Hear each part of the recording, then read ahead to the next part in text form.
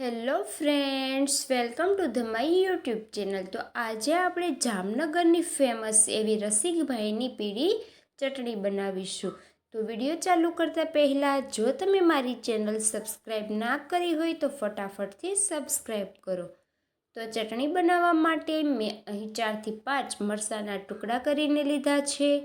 ત્યાર પછી 20 થી 25 જેટલા સિંગદાણા લીધેલ છે. તો હવે આપણે તેમાં 1 મોટી ચમચી ખાંડ ઉમેરી દઈશું. ખાંડ ઉમેર્યા પછી હવે આપણે તેમાં 1 ચમચી મીઠું ઉમેરી દઈશું. તો ફ્રેન્ડ્સ, આ ચટણી તમે કોઈ પણ ફરસાણ જોડે ખાઈ શકો છો. તો ટેસ્ટી એવી ચટણીને એન્ડ સુધી જરૂરથી જોવો. તો હવે આપણે તેમાં અડધી ચમચી હળદર ઉમેરીશું. અહીં આપણે પીળી ચટણી બનાવવાની છે, લીલી પીળી ચટણી. તો હવે તેમાં અડધી ચમચી હિંગ ઉમેરીશું અને 1 લીંબુનો રસ ઉમેરી દઈશું. ત્યાર પછી અડધી ચમચી ગરમ મસાલો ઉમેરી દઈશું.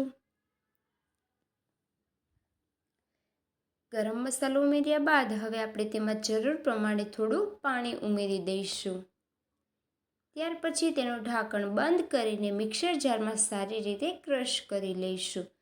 તો હવે આપણી પીળી ચટણી બનીને બિલકુલથી તૈયાર છે. તો ફ્રેન્ડ્સ, તમને આ ચટણીની રેસીપી કેવી લાગી તે કોમેન્ટ બોક્સમાં કોમેન્ટ કરો અને મારી ચેનલ ખુશી કુકિંગને લાઈક કરો, શેર કરો અને સબસ્ક્રાઈબ કરો.